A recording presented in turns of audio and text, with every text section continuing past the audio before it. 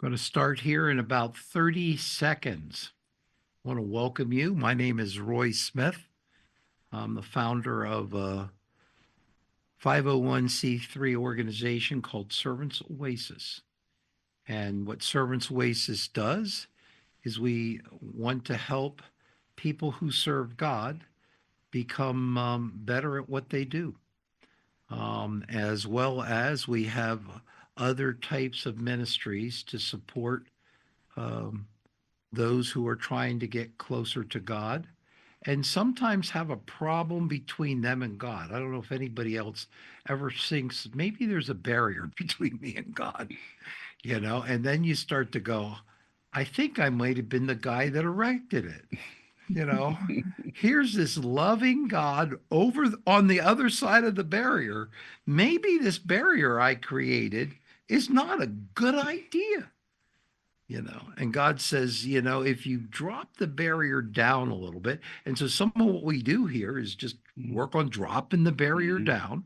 And that one of the ways that drops barriers and honesty do not fit well together. Okay. Yes. They just don't. Okay. And yet, so if we become honest with each other, so honesty is the first thing. Secondly, is probably another person, because when the other person, that now the barrier is starting to get a little porous. Maybe God will speak through that barrier, through that other individual. So here we go. So welcome to Married Well. And what happens now regarding your journey with marital commitment and improving your personal development is in your hands. Best we can tell, nobody can make you do anything. All right. It is how you interact with and listen to God as you engage in this experience that determines who you'll become. Our aim is to deepen your relationship with your personal development coach, God. Our time together is not meant to replace the essential connections you need to cultivate within your community. Everyone needs a place where they can be themselves, be fully honest in order to receive feedback and support. You need a support group, and this isn't it. We are here to enrich your relationships by offering insights about God and life that may inspire you to break free from ambivalence, encourage you to pursue a new personal challenge, and enhance your interactions with those around you while aligning with God's intentions for your life. This is more than just an informational podcast, for knowledge not grounded in human experience won't lead us to change. Our podcast is designed to be interactive, as true change requires us to acknowledge our need for growth, develop new habits, and take the risk of sharing our unique journey. During this time, you will hear from us and others alternative solutions for you to consider about what you may struggle with. But it is up to you to decide what is helpful and consistent with God's will for you. The nature of our interactions does not allow for a truly therapeutic encounter, so what you've received needs to be viewed like the Bereans. Let's seek God together as we begin by praying this prayer together, found in Psalm 139, 23, and 24. Search me, O God, and know my heart. Test me and know my anxious thoughts. Point out anything in me that offends you. There goes that barrier again. And lead me along the path of everlasting life. So again, we want to welcome you. We appreciate you being a part of our interactive time together. And first, I would like to introduce Dean. He is back with us. Live. Okay, live. He's actually here in Pennsylvania. I had dinner with him tonight. And it's good to have my buddy back here close to us. Dean, say whatever you want to say, and then we've got to invite the newest person to the team who Yes, we're excited about. very excited. Yes. I'm Dean Brior. I work with the ministry called the Marriage Hub. We're a crisis marriage ministry out of Lancaster, Pennsylvania, and I have spent years in church ministry with married people, and I'm excited to be a part of a ministry that catches couples when they're moving apart, and because of the Word of God and Spirit of God, take them on a journey that begins to lead them back to each other. And in that experience, I'm celebrating 48 years married in June. And I always tell people there's some good years, there's some bad years, there's some awful years, and then I say there's some missing years, and I mean missing where we were together, but we were missing each other, and it's almost like nothing really happened in those years. We just kind of survived. Either it was illness or sickness or job loss or something, and we didn't strategically come together in those moments. So I tell people that that's what a marriage is made up of. It's made up of hanging in there, and with God's help, making it better as you go along. Melissa, will you introduce yourself and just let everybody know who you are, what you're about? Absolutely. My name is Melissa Haas. I am a marriage therapist, and I live in Georgia, a little bit north of Atlanta. My claim to fame is that I've been married for 34 years, and my husband and I walked through a journey of recovery from his sexual addiction, and God redeemed and restored our marriage. And I love to give back out of the comfort I received, and the wisdom that God has shown me over the years. So I'm delighted to be here and be another voice about God's anointing on marriage and his redemption for marriage. So we want to welcome you all here. And I don't know if anybody make sure you define your own identity, whether you want us to see you or not see you, or what name you put on. All that is strictly up to you. So take care of yourselves. But I don't know if anybody would like to share with us anything to get us started about a particular area in your life connected to marriage or your own personal growth. Uh, Partially because, a marital change, can only be as strong as the individual links. Hmm. And a lot of times we have to look to make our marriage work at specific areas of us as a link and see how we are creating our own problem. Now that takes a lot of courage. It does not take much courage, okay, or either that, or maybe I'm just particularly skilled at it, okay, where I can say it's Jan's fault, okay, and I never get really anxious when I say it's Jan's fault, okay, and I blame her. It kind of flows, right out of that tongue that the Bible talks about. Yes. All right. But when I look at me, okay, and how could I be part of the dance of marriage and that I keep stepping on her feet and what she's telling me is legitimate stuff. Now it gets a little more personal. So you can blame her or him if you want to come on, but eventually we're all going to have to look at each other as part of that dance. Anybody want to start us out? And also feel free if you want to type something in the chat. If Yep. you're more comfortable asking a question through typing it in the chat, just go to the chat and type that in, and we'll have that read out to us too. I'm supposed to read this. Raise your hand in Zoom if you want to talk so we can catch it. Ask in the chat or speak up.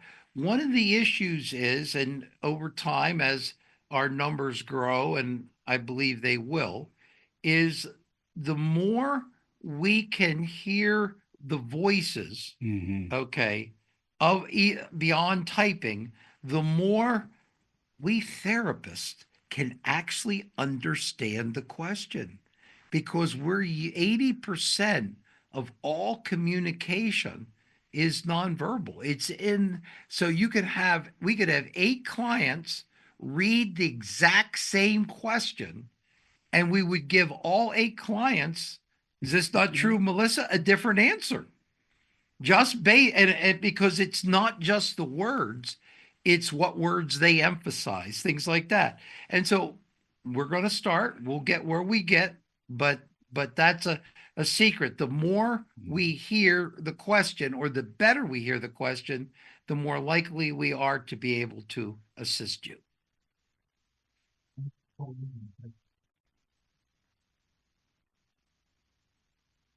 So it's open mic. If anybody has a comment or question. Well, while you're thinking about that, okay, because I don't like to waste time too long. I'm a little ADHD, so we can't last for silence forever. And part of silence is, it makes sense that as we begin this journey together, it's going to take people a while to trust the system and to trust us.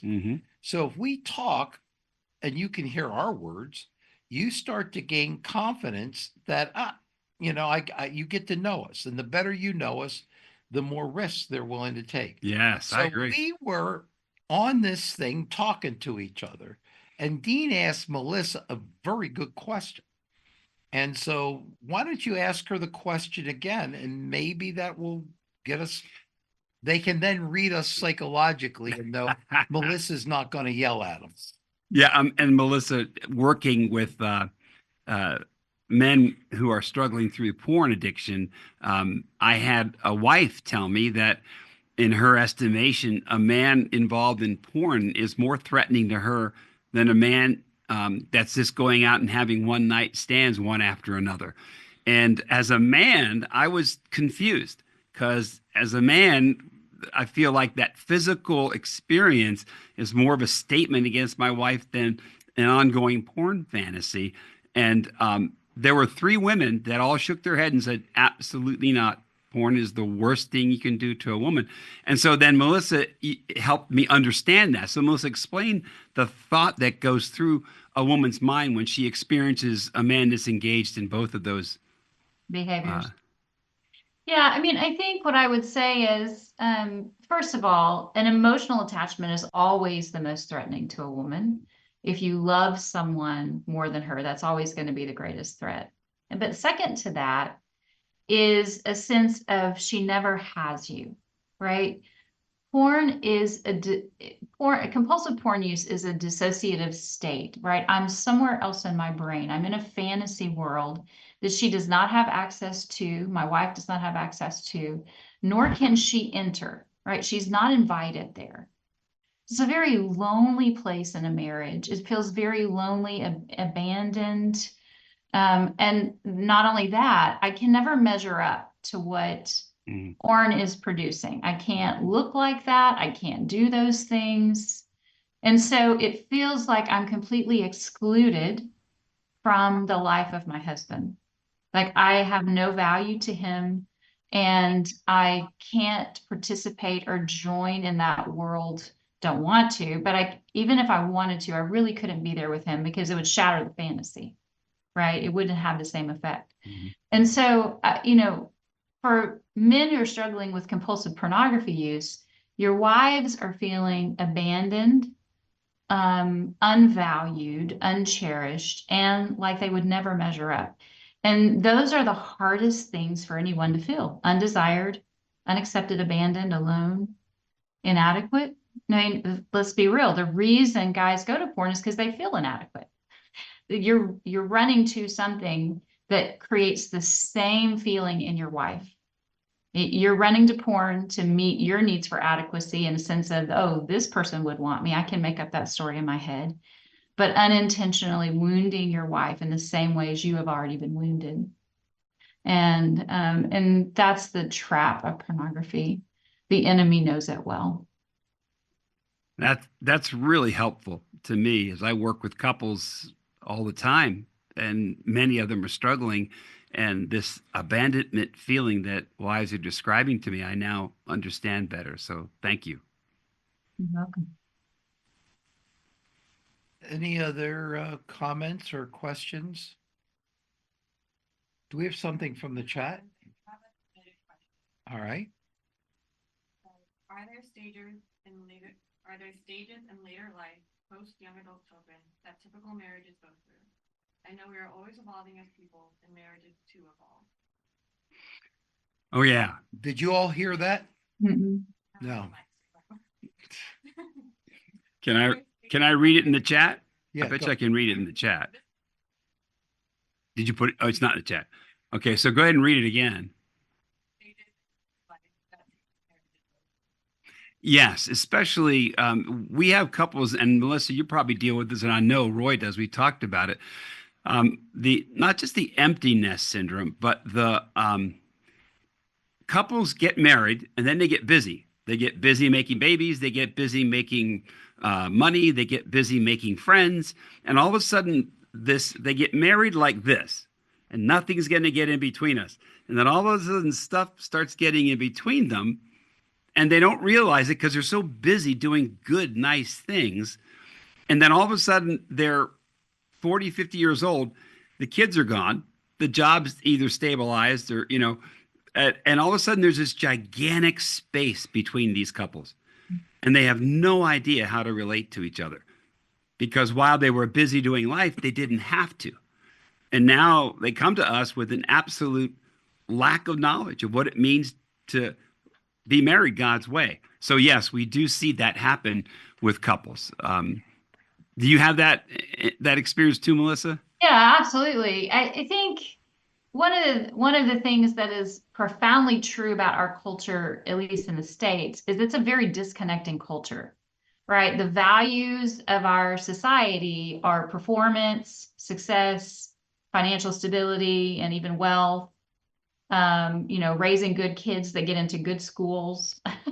I think of all the anxiety of all of that. And as basically it's a couple against the world and unwittingly and unknowingly joining in the narrative, right? That if I don't make this money, or sometimes it's just plain old survival. And so they miss each other, right? They stop knowing, they stop being curious, they stop exploring. There's no time for emotional awareness because we just have to get back on the hamster wheel and do it the next day. I think that's been historically true. We talk about empty nest syndrome and how couples, their last kid launches, then all of a sudden they get divorced. We've seen that in the culture.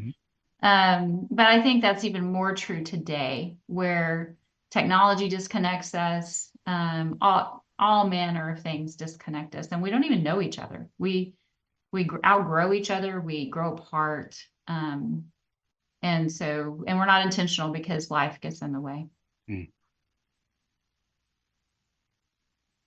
Okay, here's a weird question. Okay. And if somebody later would comment or a bunch of people answer, it's not a hard question. Okay.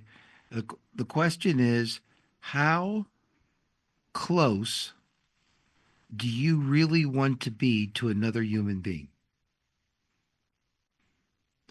I'm writing it down. How close do you want to be with another human being? Now, I didn't ask you whether being close to another human being is the right Christian answer. Didn't do that. Or I didn't ask you, would you someday want to be close to another human being? I didn't say, do you have the skills to be close to a human being or not? All very legitimate questions. But how close do you really want to be to another human being? And what do we get when we're close that we like? And what do we get? Why don't we want to be? What do we get? What do we assume we're going to get? And what do we risk? And what do we risk in getting close to another human being? And when you look at that, what I think is a very legitimate question, all right, yes, you have the transitional time. I mean, my wife and I, empty nest, now grandparent, you have the different stages. And in my second book that's coming out some year, just looked at the editor, it will go over those different stages, the honeymoon phase, the disillusion, oh my, what did I sign up for stage. Mhm. Okay. But if I think most of us, if in a moment of quietness, would have to say, there's a very clear within me, if I'm honest, an approach. I really, really want it. It's hot. I can get burnt. I don't want it. And I think that a lot of us, I think it's better if I think we're more likely to overcome the problem if we own that what we really desire, we also are ambivalent about. Okay. Because sometimes, have you ever suddenly got close to the person that you claimed you wanted to be close to, and somehow, magically, a fight broke out? And who do you think the couple scared themselves? They were actually close. And they both have parts that wanted to be close, but they looked and nodded and went, oh my, we're accidentally being close. And so if I don't want to be close to Jan, all right, after 49 point blank blank years of marriage, okay, September it will be the 50. I can become unclose to Jan with very little effort. And Jan, she's pretty good at it too. I actually think she's better than me, but we'll argue about that later. But Jan, and the neat thing about it is, if we want to push each other away, we don't have to say anything that ungodly to be able to do it. In fact, we have gotten so used to the pattern in the relationship that we want to be close to and we don't want to be close to, that we can actually say something out here and the person interprets it here, and then it goes to here, and then it goes to here, and then it goes to up here, and it's explosion time. And if the person doesn't take the hint, we get on Mr. Toad's Wild Ride in old Disney World, okay? And we zip back and forth. And eventually, if we need the bigger explosion in order to justify our opposite positions, we will create it. And God is sitting there saying, why? God is sitting there saying, you don't have to do this. I gave you a representative of me to love you. Okay. Mhm. And by the way, we have the same approach avoidance to God. Okay. Who's extremely tolerant as well, as we expect our mates to be. Mhm. But to me, it's like, yes, there are stages and there's transitions, and yes, there's typical challenges. But I believe, as good as we are in dealing with those challenges, do I really want to get close to people? What do you, Demos, what do you think about that question? Well, I mean, as far as I'm concerned, do I want to get close to somebody? How close? I think I would say as close as is safely possible for me, which may not be as close as you want me to be. But in my current self-protective mode today, this is how close I can be. Now, if the other person wants me to be closer, they can draw me to them, but they can't drag me to them, because love is a mutually beneficial approach where we don't drag each other, we draw each other. And I think to have someone want to be as close to me as I want to be as close to them means that I have to do work to send out I'm safe signals, right? I'm safe. Come close. I won't hurt you. Or what I tell my wife, I won't hurt you on purpose. Okay. I'm going to hurt you because I'm a dumb guy working my way through life, but I will not hurt you on purpose. And she said that actually helps her get closer to me because if she gets close to me, somebody told me years ago, the most perfect godly person you know lives at least 150 miles away and you see them once a year. Because if you get close to somebody, Right. you're going to engage their brokenness. And as you engage their brokenness, you're going to decide, is this worth it? Is it worth it to get close to this person with their brokenness? And that's where we start to make those value decisions. And I learned that when I see my wife the way Jesus sees her, and I don't do it enough, but when I do, it completely changes my desire to get close and take the risk to get close to her. Because now I'm seeing her with value.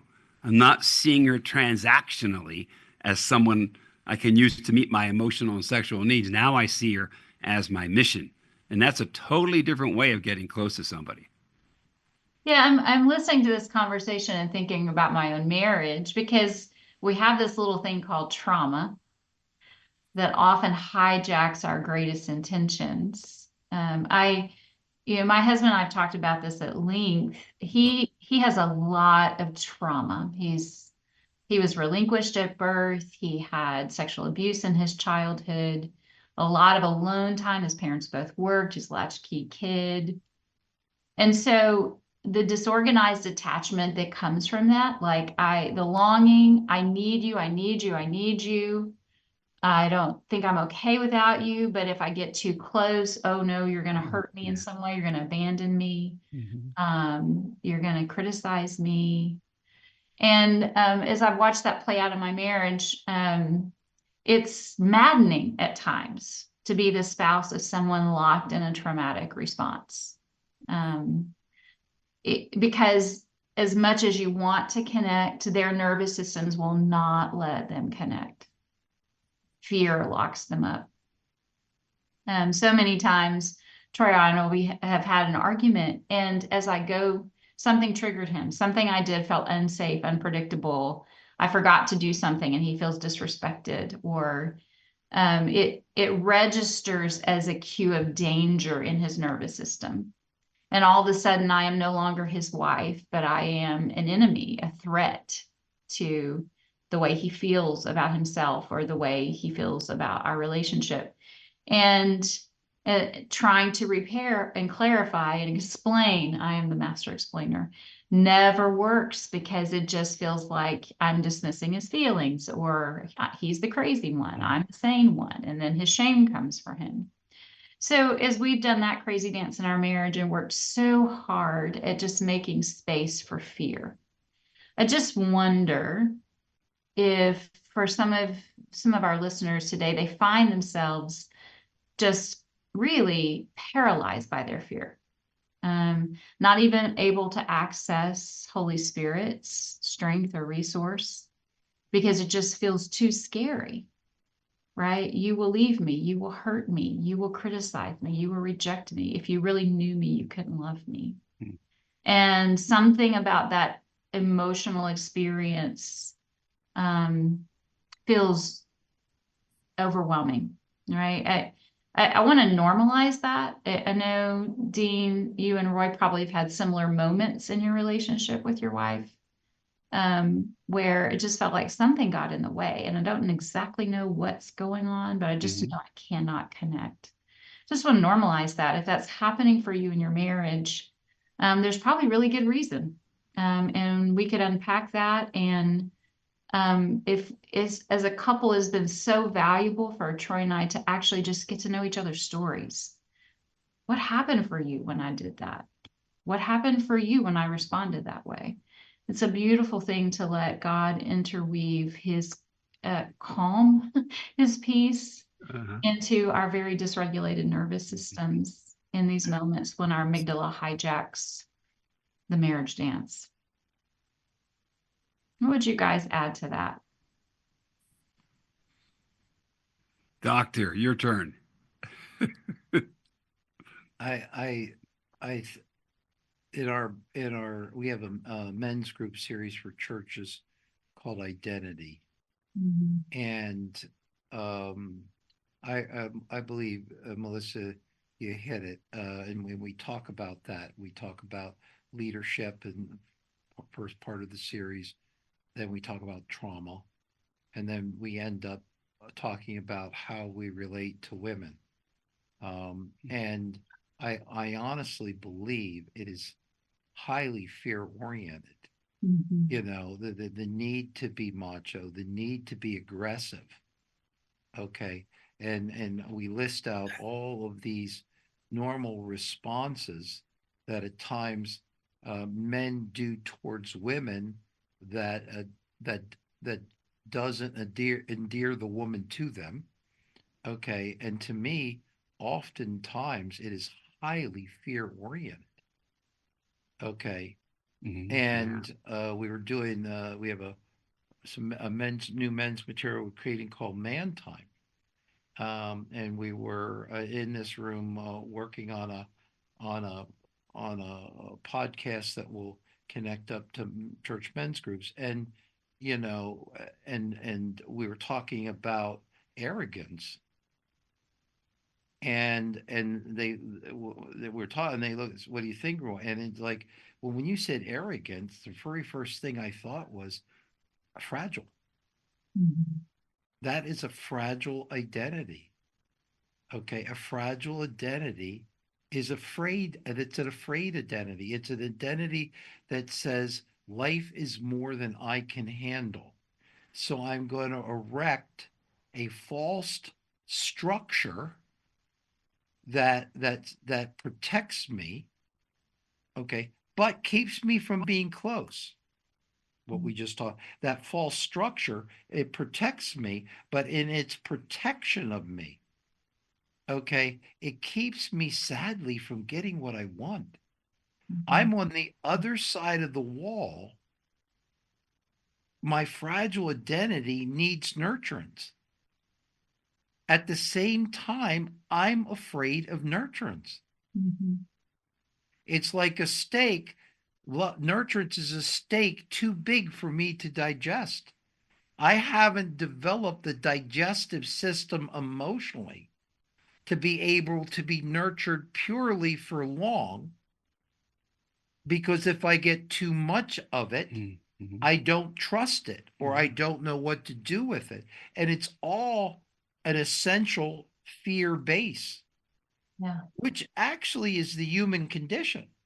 Okay. Because when Adam and Eve left God, they got fear, they got anxiety, or as we write about it as I write about in some of the stuff we do on marriage or even male sexuality, they're naked and afraid. Okay. And that's why I say, do you really want to be close? Because another way to say that in a non-sexual sense is, are you willing to be naked with somebody in your imperfections? And can you tolerate that? And so if someone says, Roy, there is a wall between me and God, or there is a wall between me and my support system, okay, it's understandable. If you've been hurt, what Melissa was saying to me is, if you go on a journey of being hurt enough, it's understandable. So don't condemn yourself for the wall. Just develop a plan to make the wall weaker. Because if you don't bring the wall down, eventually love is on the other side of the wall. And if somebody else hurt you, let's say somebody abused you, okay, in essence, you are allowing that perpetrator, that memory, to keep you from ever getting love. That person that did that does not deserve that amount of power in your life. And we talk about forgiveness doesn't mean the person that hurt you got away with it. Forgiveness doesn't even mean there'll be reconciliation, because what if they're not repentant of what they did? Forgiveness simply means that you take the pain that was brought to you because of someone's sinful action and you give it to God. You release it. You disallow it to empower you anymore with bitterness and unforgiveness. And as you do that, there is not just a physical, mental, emotional, there's a spiritual component where now there's nothing between you and God, and there's intimacy with God, which can lead to being brave enough to be intimate with somebody else. But when unforgiveness is in the room, if you will, from either unforgiven past sin or unforgiven current brokenness in your relationship, that's the darkness that enshrouds a relationship.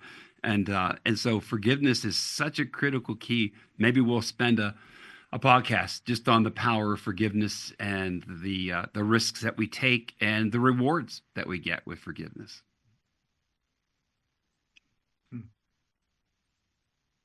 Does anybody have any comments that God gave you as you were listening that would be something that would benefit some others in our time together? Because we believe in a group health model that we're all better together than apart. Mm-hmm. Roy, you talked about making the wall, I forget what the word you used was, weaker. How do you get there? How do you introduce that? You know, if you've just lived for years kind of without any expectation that things could get better, that trust could grow again, how do you start other than prayer? I think you respect the part of you that wants the wall, and you respect the part of you that doesn't want the wall, and you learn to be able to hold both aspects of it. Okay. And then you give yourself permission to pace the wall coming down. And you also have to be aware, okay,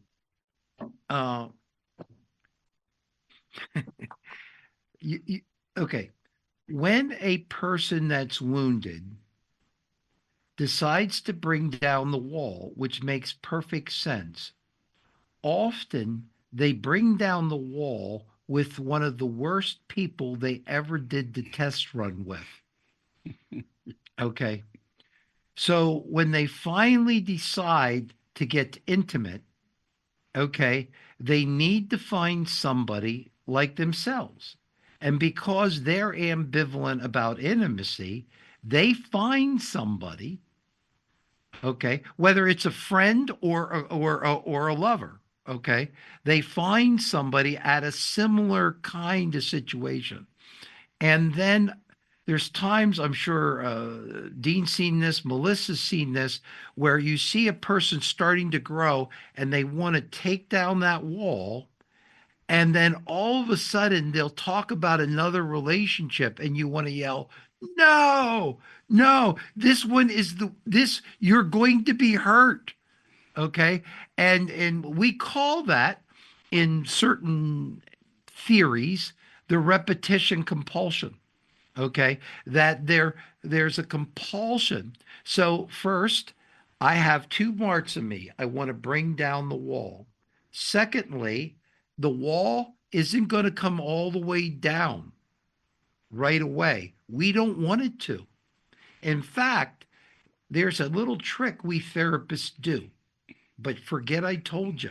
All right. And that is this: if you walk into that session and you start going, ugh, and you start letting everything out, Melissa is going to build a wall between her and you temporarily in order to protect yourself. Because Melissa knows if you bring that wall completely down, your expectations are going to be too high for her to meet. Eventually, you're going to go further away than you would have if it's just a little bit of a crack in the wall. All right. And she's going to pay for that. So actually, she'll step back therapeutically in order, or she'll come up with ways to try to help you take care of yourself. In fact, in psychology, there's a test, and this test measures ways people defend themselves. And one score is you defended yourself badly. Okay? Like, for instance, I never had a problem in my life. If that's true for you, no therapist is going to believe it. Okay? We would say you really weren't really good at defending yourself with that one. All right?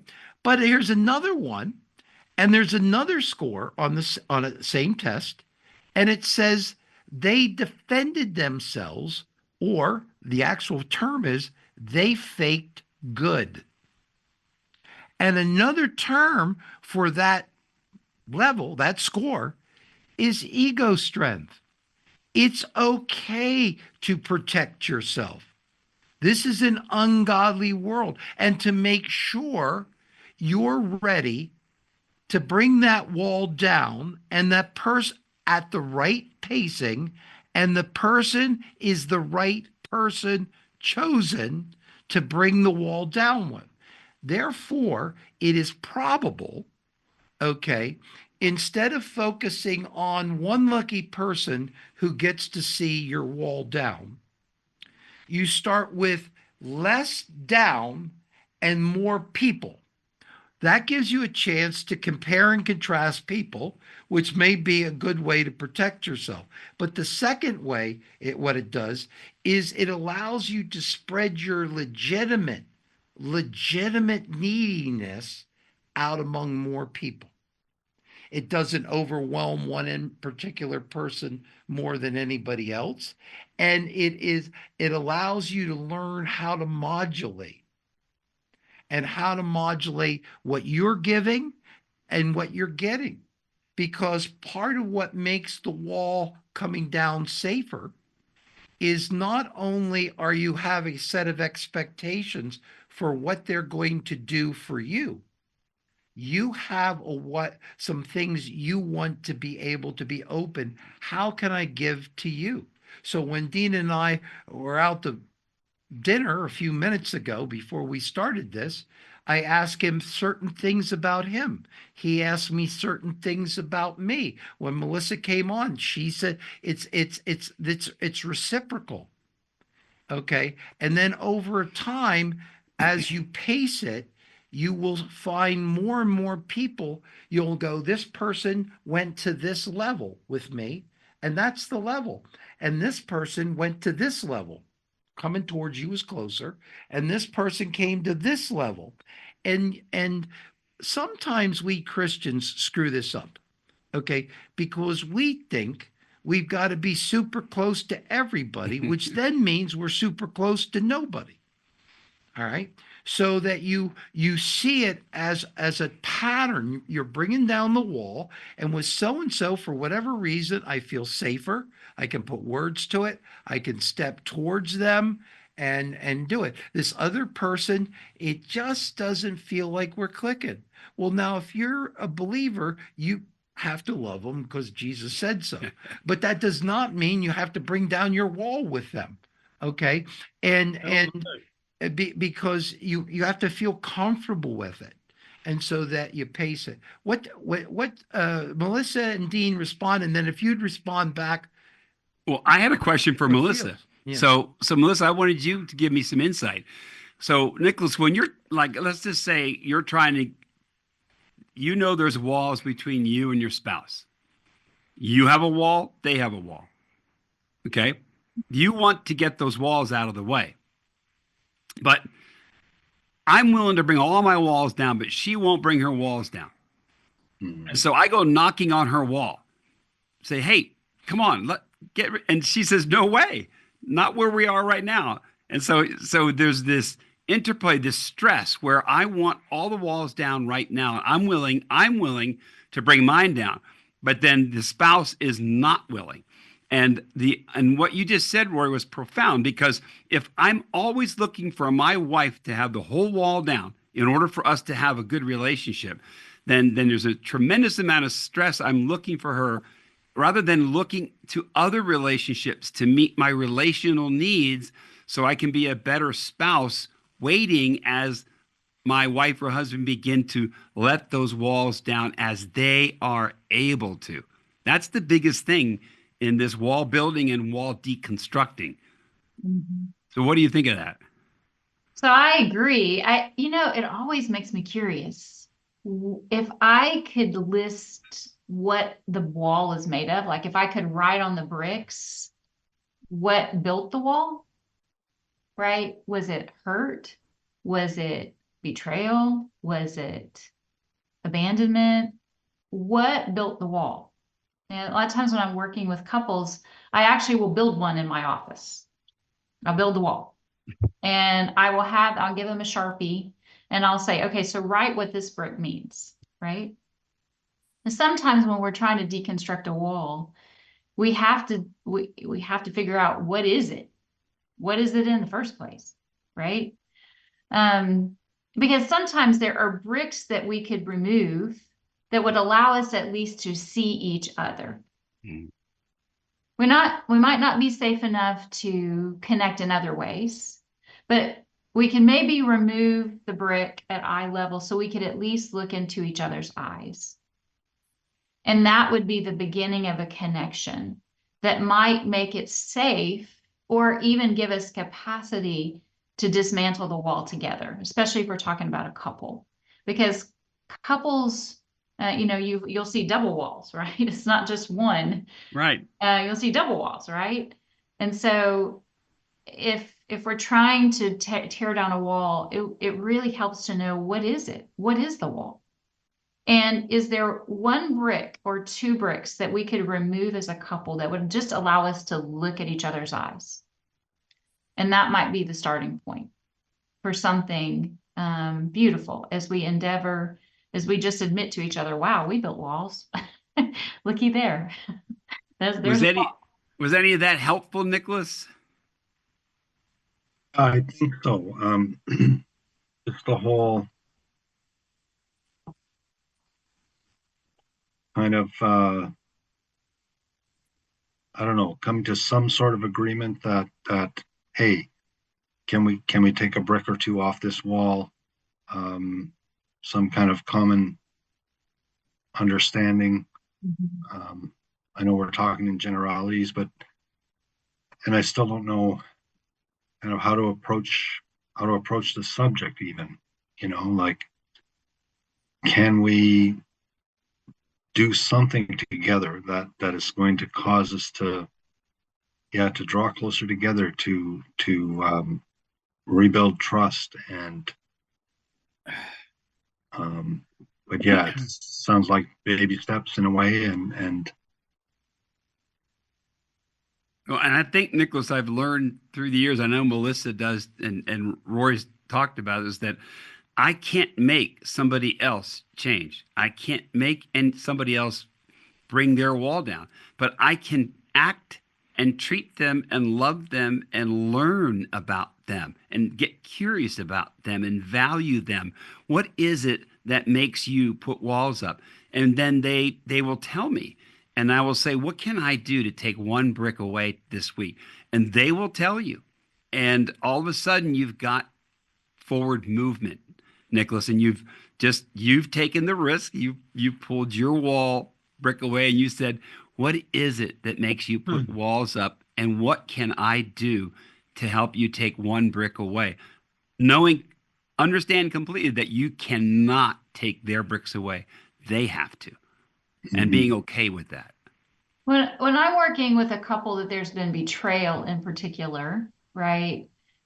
A lot of times what I help guys, if they're the person who's done the betraying, I will say, okay, so a way to remove a brick is to acknowledge when your wife is triggered, when she is feeling. Her amygdala has come for her, the past has come for her, and now she's no longer in the present with you who are working and in recovery, but now the past has come and you're just the monster who hurt her, right? One thing you can always do is what we call an AVR, acknowledge, I can see you're hurting. Validate, I know I did that to you, and it makes sense why you built a wall, why you don't trust me. And reassure, you know, I'm here. I'm not going anywhere. Keep your wall up as long as you need, but I will keep loving you because you are valuable to me. Right? Acknowledge, validate, reassure. And a lot of times when a woman knows that you see her and that you don't think she's crazy or ridiculous for feeling the way she feels, and that you're going to hang in there because she is valuable to you, that actually allows her to reach up and take a brick off the wall. And the more you practice that, and the more you stay with her and you stay present with her pain, the more she trusts that, okay, maybe he is just a human. Maybe he's not a monster. Maybe he's just a man who messed up. Maybe he really could value my heart. Maybe he won't run from my pain. Right? Maybe I am valuable to him. And if we can get a little bit of a question mark in there, there's a crack, right? And now we have somewhere for Holy Spirit. As we cooperate with Holy Spirit and she cooperates with Holy Spirit, we have a pathway to healing. AVR, acknowledge, validate, reassure. I'm going to borrow that if you don't mind. Borrow it all you want to. Because that's awesome. Thank you. It's from one of my other therapy friends. I can't claim it as my own brainchild, but her name's Carol Sheets. She's written an amazing workbook called Help Her Heal.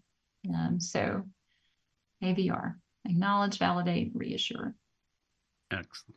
And to me, let me say this, and then you guys respond. She, as afraid we are, all of us, to be close. Okay, we all want to ultimately be close. Okay, we have ambivalence about closeness, but if we didn't want to be close, there would be no ambivalence. It would just be one-sided. I need to protect myself from you. Right. So the question is most of the time, to me, the person that's been hurt, it isn't that they don't want to be close. They go, I don't want to be close to that. And I'm not sure that has changed. I don't want to be close to what was. And how can I know that I'm not fooled again? And so, one, she wants to be close. Two, she has every reason to doubt being close works with you. And then three, if you can be real in whatever you offer, and she believes it, she is likely to want more. She is likely to want more. Now you sit there and you go and see, by the way, I said something earlier, but none of you are going to believe me. All right. But, I'm just going to be upfront with y'all. Because Nicholas talked more, we're about to take this to a level, because if you watch what Dean could feel, what Melissa could feel, we can now go further and actually talk even more. So this wouldn't have come if Nicholas wouldn't have brought this up, what I'm about to say, guaranteed. All right. But we're feelers. And so as we feel with you what's going on, we develop these weird plans and then we lay it on you. And some of them are pretty doggone good. And you wish you wouldn't have missed it. So you'll find that the better the client is, the further we go. It's just the way the game is played. Yeah. And because we want to hit the home run every time, Yeah. but it's less likely. All right. So if we all the brick, okay, the brick, what is each brick? The bricks are labeled differently, but they probably have the same constitution. It's a brick. And the same constitution is a misunderstanding. He or she is not going to understand. Now you've got a whole list of disagreements, okay? A whole list of trained disagreements that when you guys want to go to the wall, you build the wall on trained disagreements. Everybody can justify why they're on the other side of the wall. But you sit there, and Nicholas said the great question, which is, how can I bring down the wall? And that got me thinking. And I thought, well, if all the bricks are made out of misunderstanding, it's a part of the ingredient of every rock, every brick. What can we do what can Nicholas do to attack misunderstanding, which is in every brick? All right.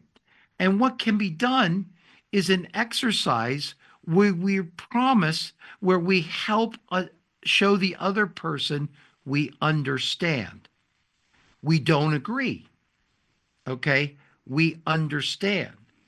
And so in the second marital book that someday will come out, okay, it's written, but I'm not a good writer. And so these editors decide that it should make sense. And that takes forever then, if we could just avoid that. All right. But there is something I do with all couples, and that is that they pick a subject that one wants to talk about that's non-controversial. I feel this way about the world, or I feel I'm worried about our child Anne. And we tape it. They tape it.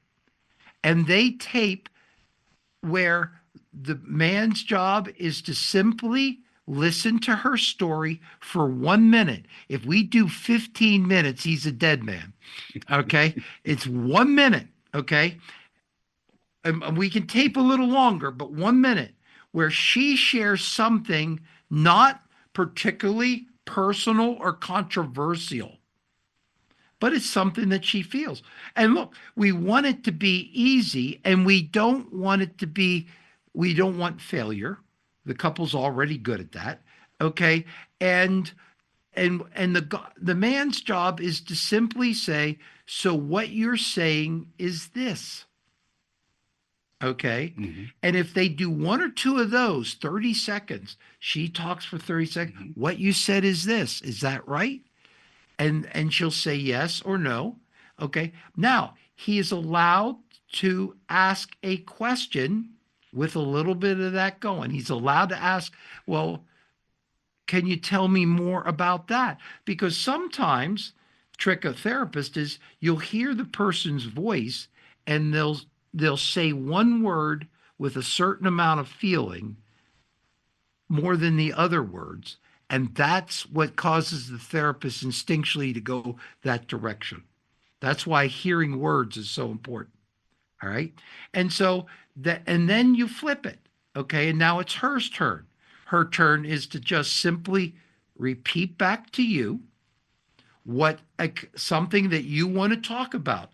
And start out simple and easy. Clearly, we don't need more controversy. All right. And what you're saying is, she goes, wow, I was talking to Nicholas for 3 minutes. I could see him looking in my eyes. I could see him trying to put his words to what he heard me say. He didn't tell me what to do. He didn't yell at me. He simply sat there and was receptive. And I could feel his heart. And I could feel he didn't want to mess it up. And I could feel he was afraid he'd mess it up. Okay.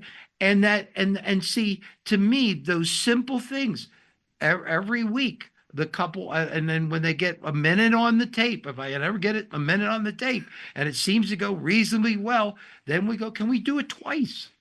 You know, between now and the next time we meet, and you just pick whatever, okay, and you develop a positive response set to each other that eventually we can say, okay, all right. And it helps if a therapist or a third person that you trust, okay, could listen to it. All right.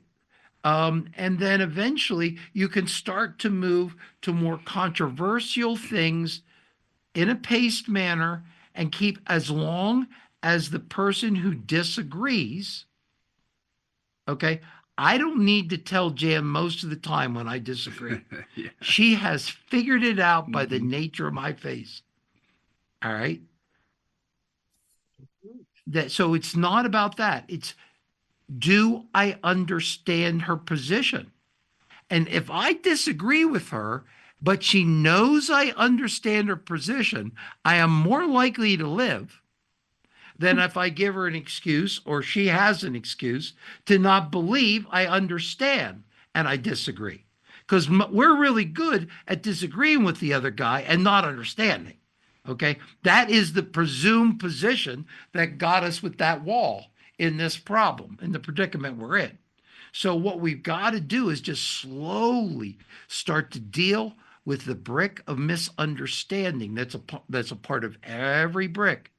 Because if, when she goes to take that brick, I don't want to cry here, but I know the courage she's doing, the love, motivation for her to go up and pull down that brick. And I see her doing that holy moment and move. I don't race in. I don't take over. I go, thank God we got rid of that brick. It's about time. That'll get you places. Okay. Or more bricks, more bricks. No. When you see that, and he understands what I just did. And he stood on his side of the line and he didn't invade me. And he accepted me. I wonder if I could share more bricks with him. Okay? Because they have to be in control. Okay? Because they're healthy. And healthy people want to have a sane life where they want to be treated like they're effective human beings. And sometimes we've got in, well, let's just let people respond. And if we have more time, we'll talk about tanks.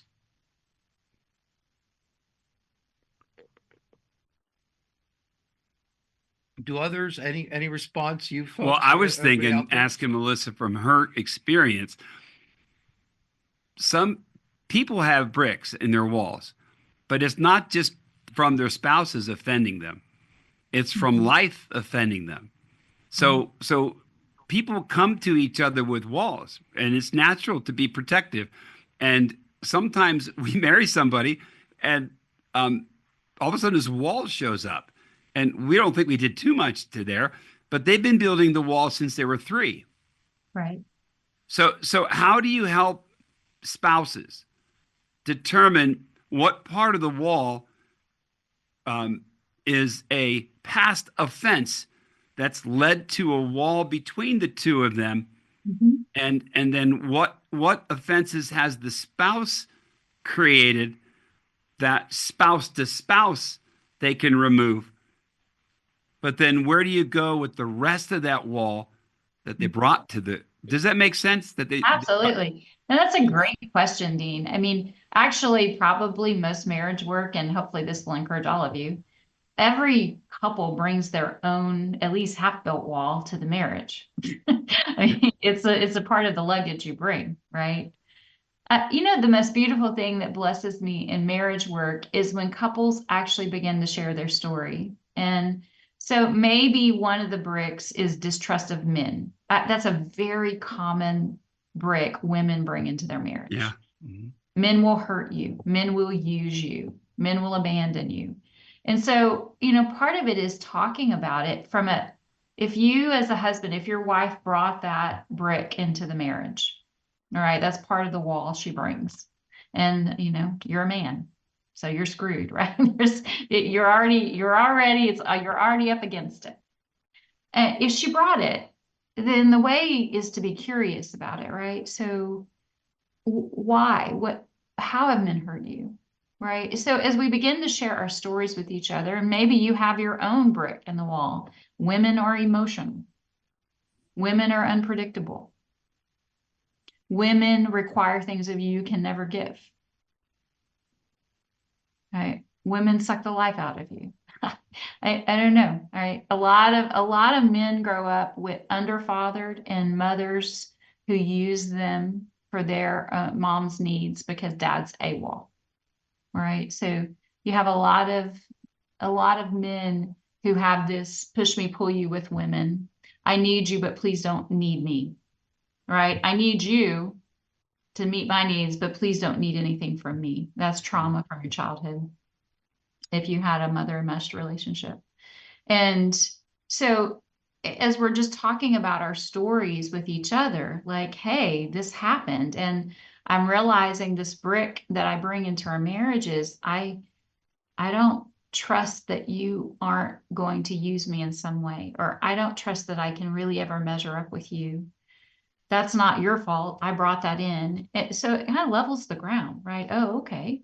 That's part of your story. And as we get to know each other's story, Troy and I have had many conversations in our marriage, not in the heat of the moment, by the way. Yes. If you are out of your window of tolerance, you guys know window of tolerance. So have y'all talked about that on the podcast? If your window of tolerance means the place emotionally that I can stay connected, calm, cool, right? Contained, my prefrontal cortex is still operating. If I'm out of my window of tolerance, if I'm at a 7 out of a 10, there's no point in having a conversation.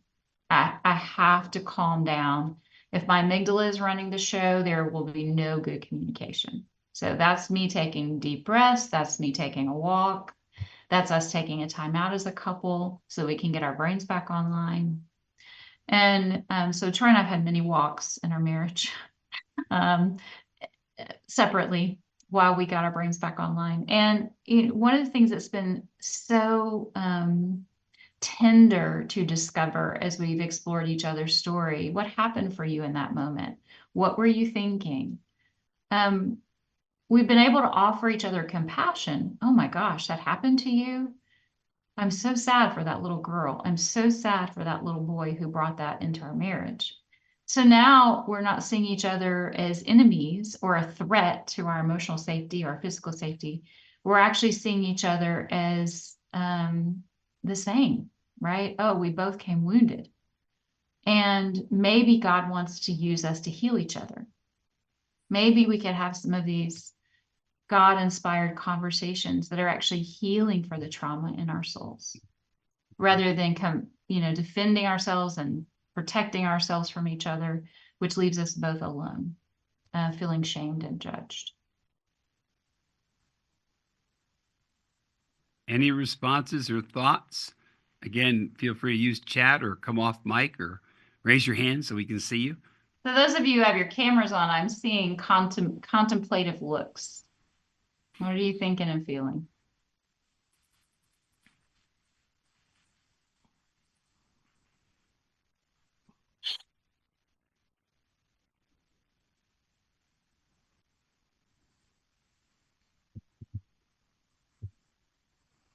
And Chris, your mic is on, so every once in a while we see your name, but not your face. Sorry. That's okay.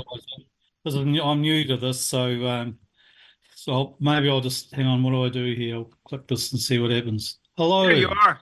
Hello. Hi there. Yeah, look, this is the first time I've been on here. It was a friend that actually put me on to you guys, and I'm coming in from New Zealand. Just been quietly listening. Sorry, I didn't realize that my gruntings and groanings were coming through. It's really interesting. Yeah, I've just come out of a marriage about 6 months ago, with a woman who had experienced some really major trauma at 6 years old, which she told me about when we were courting, so to speak. But after the marriage and as sort of the honeymoon period finished and we started to, more was required emotionally from her. And don't get me wrong here, I'm not pointing fingers, right? But just coming from my perspective.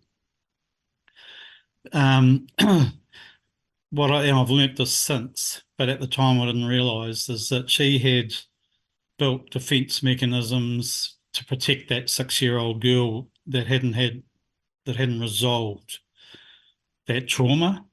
So when the realities of her having to drop that wall, if you like, and invest more emotionally, that was something that put her in a really unsafe place. She felt it, and I didn't know this. So, and I'm a communicator, and I want connection, right? So, so as we were getting, as the relationship was demanding more of us emotionally, which is quite normal in a marriage relationship, she started to withdraw and just shut down. And I couldn't understand why, because the conversations that we'd had prior to getting married was, she gave me the impression that she'd worked through these issues. But what happened was that as she withdrew, I became more frustrated, and consequently to her, became more scary. Right, reinforced. So that triggered her. So then she withdrew further, Mm-hmm. and it just compounded. And throw into the mix the pastor that turned up and had no idea, and completely threw a whole random spin on it, which really contributed to our split rather than our understanding and coming together.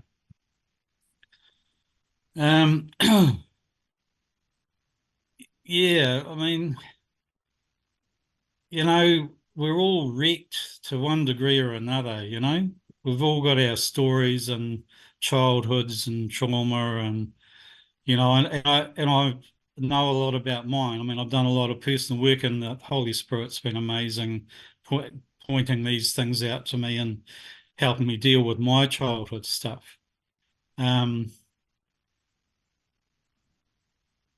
Yeah, but I mean, like someone was saying, it's totally dependent on the other person's willingness to want to actually do that work or become vulnerable, or own their stuff. And I think that's comes out of feeling safe, that this person's safe.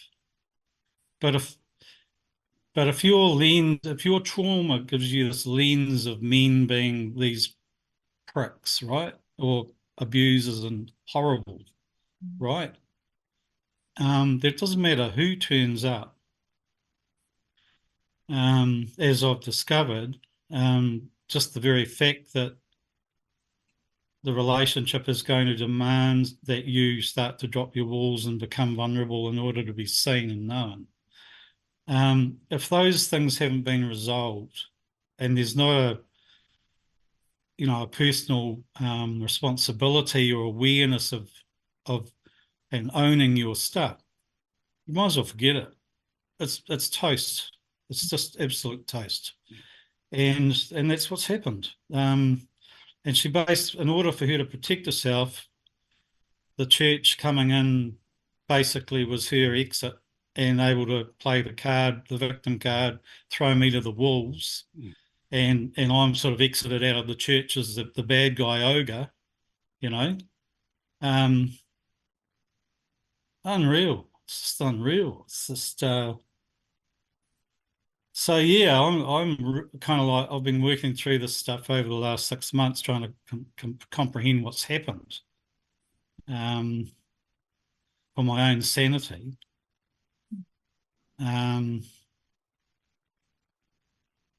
So yeah, that's a bit of where it is for me. And as far as walls and trust and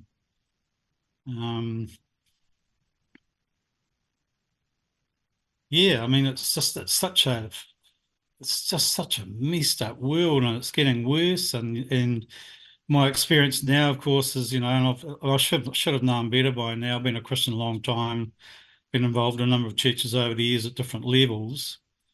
To be sort of sucked in and spat out again, the way that's happened, by people that I'd started, I'd taken the risk again of opening up to a church and becoming involved, from a good place, and then have this happen.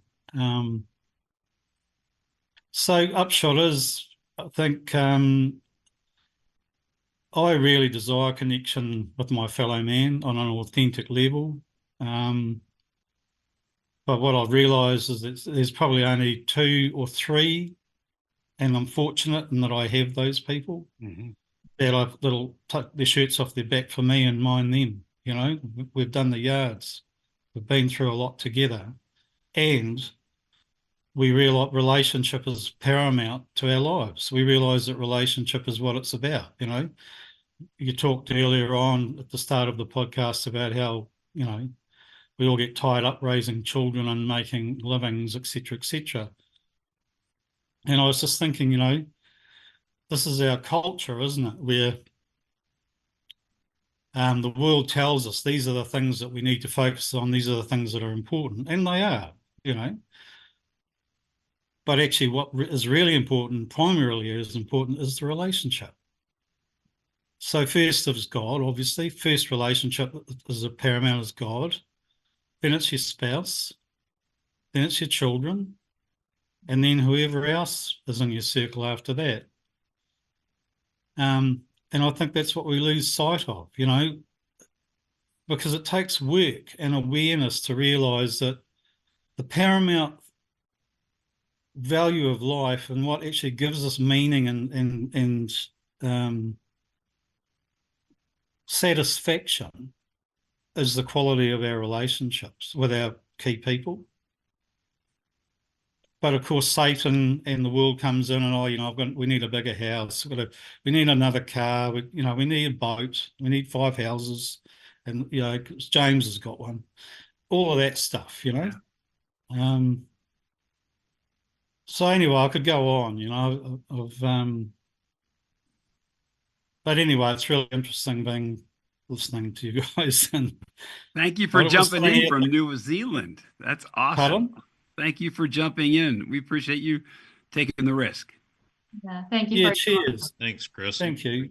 It's actually Paul. You'll see him listed, Paul, New Zealand, who put me onto you guys and signed me up. But yeah, thanks. It's just been quietly listening and thinking, what can I 2 cents can I poke into this? And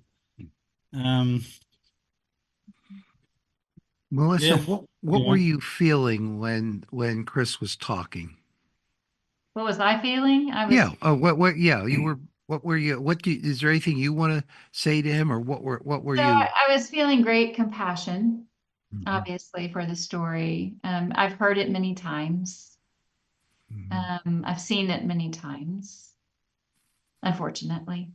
And I was just curious, have you been able to navigate the distrust that would naturally come into your system about the church, about God? Can you separate the two? How are you doing with that? Have you stayed anchored? Yeah. Well, I've been really fortunate in that this really threw me into my relationship with God closer, rather than having the opposite effect. And thank God, just the people, the way he's helped me unpack it and understand it. The people that he's put around me has been phenomenal. But it's been a hell of a journey. Yeah. Sure. So much. but I would just have to say that I'm extremely grateful to having a deepened relationship with my God, an experience of Him, and also the enemy. That's probably been a key one as well, is that when you start stepping up, and become a person of interest, suddenly you're a person of interest to the other side. And, I've been aware of, obviously, as a Christian, you're aware of the enemy, that there's a battle going on, and I've lived with that scripture, greater is he who is in me than is in the world. And it served me really well until I started to be obedient and rise up in this church into leadership. And then to see just the way it all fell apart, and the way people, I'm getting to your question. Just the whole trust betrayal thing. It's been devastating. And I mean, the work that I've done, like I was adopted. So, I've done a lot of work around, what's the word? Relinquishment and abandonment. Abandonment and rejection and all of those things. So, but it was a real, and sort of almost like a next level of it, bringing another layer. And what it's actually afforded me is to just more and more realise that you just don't trust people. You just don't trust them. We're untrustworthy. We're flawed. We're fallible. We're going to let each other down. We're going to piss each other off, And so we can't be looking to each other for our substance or who we are or what we mean. I mean, we're there to support and encourage each other and piss each other off, But I think, I think it's just the things that he's been showing me. I think around also just around grace, affording each other grace. I'm trying to answer your question as succinctly as I can, but it's just because, to be honest, I've just really find myself more and more preferring my own company. I'm spending a lot of time with the Lord, journaling, I'm just starting to enjoy myself, and where I know that I've looked to other people to fill voids or gaps or, loneliness or fill something.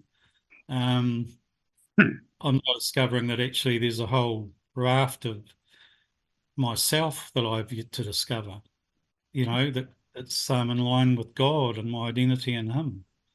And that probably is the most rewarding relationship that any of us can have,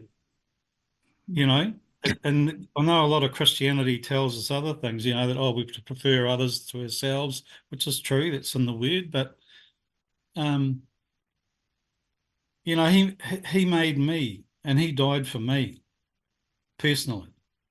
So it's kind of incumbent on me to realise just what he's done for me personally.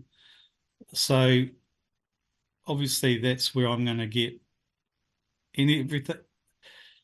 That's where I'm going to find my healing. It's where I'm going to find my meaning and my needs met, is in that relationship. And then he'll use you or whatever else to fill in the gaps. You know what I mean? We're not islands. We're made for a relationship. But I guess you said, I think earlier, Roy, about, how, there's some Christian idea that we're supposed to be close to everybody. And I'm like, that might have been my first grunt you heard, actually. I'm like, hell no. Just because we go to a church and we call ourselves believers and no way. And that's the other thing I've learned out of this, is that we have to be extremely careful and vigilant and wary about who we actually lay our cards out to. Who's talking about bricks. Realise our own value and our own worth and who we are that actually we're amazing. We're Mhm. actually amazing. We're his handiwork. And so to sort of just prostrate yourself out there because we think we have some idea that we've got to be close to everybody or liked or, that's all this stuff's just come into real question for me. A lot of what I've, been led to believe as a Christian and the culture and all of that has just been really thrown under the limelight lately, through all of this. So I've been fortunate in that the Lord's put 2 or 3 people around me who, we've got, as I say, we've got each other's backs. He also, it's just been amazing anyway, how he's, Chris, how he's turned up. we're about out of time. Yeah, sorry. Sadly. Going on. Oh, Apologies. question, 2 areas to look at, and maybe we can talk again. One area, and I can't, I'm going to tell you the questions. We don't have time for the answers because sadly we have 4 minutes and then we're done. And we have a little closing thing I read, but I like how you put the emphasis on your relationship with God to get you through. I'm glad that you're willing to complain about people, but you haven't given up completely. Okay. Right. Even the fact that you're talking to us is a good sign. Okay. So keep Right. talking. All Yep. right. If I had time, so I can't hear the answer, but the questions are, how can you get yourself into a church community that you can trust, and how to go about experimenting with it, similar to Nicholas in terms of pacing that healing process in a way. And then if we had a lot of time, I would like to hear, if maybe next time we can do it, what would you want to say to her if you could have a couple of sentences to say to her? And Right. another thing is, what would you hope she would say to you? Mm. Okay. And to be able to journal what I wish I could say to her, what I wish I could say to the pastor, and what I wish I would hear back from them. So that at least you start to take personal responsibility, which you are doing really well under the circumstances, for and your ability to express yourself so that you can keep working through that most important grief process. So thank you so much. I went to New Zealand. I thought I wanted to see a sheep. I traveled all across New Zealand. I saw 80 million sheep on beautiful hills everywhere around. So you have such a lovely country, and it was so beautiful at a special moment. So thank you for being a part of this, and I hope Thank you you. tune you. back in. We need to thank wrap up our podcast for today, but the good news is Jesus continues to finish his good work within you. As he transforms you, you'll begin to see life's biggest challenges as holy moments. Acknowledging our sinful choices, emotional struggles, and relational difficulties is not an easy task. Today's holy moment prompted us to reflect closely on our responsibilities, allowing us to, as a group, seek God's strength for change. Please feel free to invite anyone you know who might benefit from this conversation.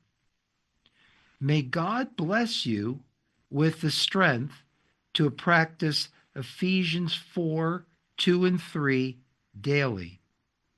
Here we go. Always be humble and gentle. Be patient with each other, making allowance for each other's faults because of your love. Make every effort to keep yourself united in spirit, binding yourselves together with peace. Now remember, God is quite the conversationalist. So talk and listen to God today. Next week, I believe we have all men on male sexuality. You're welcome, and so we'll continue. You will also get an email allowing you to give us feedback so we can continue to serve you in a way that is most helpful. So thank you for your time and your presence. May God bless you as you continue to talk and listen to him today. Thank you all. Thank you. Thank you.